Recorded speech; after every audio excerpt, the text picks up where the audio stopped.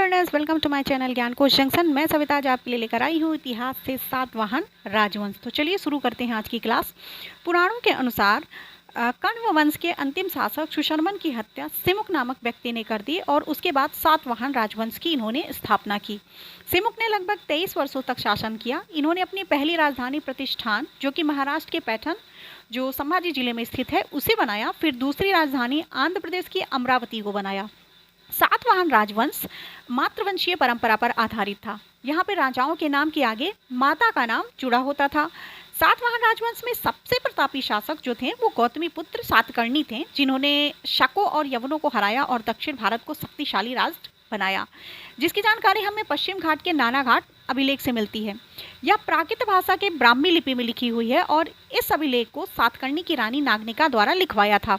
और सातकर्णी के वीरता की गाथा इनकी माता गौतमी बलश्री द्वारा नासिक प्रशस्ति में लिखाया गया है।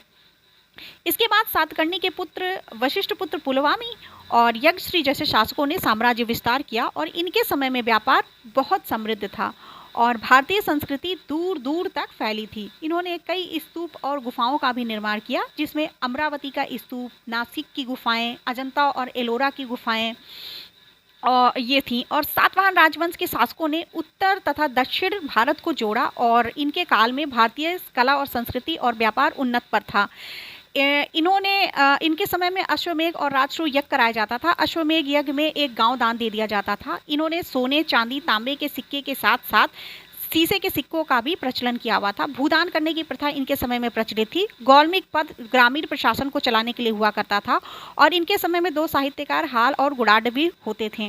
तीसरी शताब्दी के लगभग यह राज्य कमजोर होने लगा और इस राज्य का अंत हो गया। इस प्रकार इतिहास से संबंधित और भी जानकारी प्राप्त करने के लिए आप हमारे चैनल को लाइक एंड सब्सक्राइब करें और बेल आइकन बटन को दबाना ना भूलें। Thank you.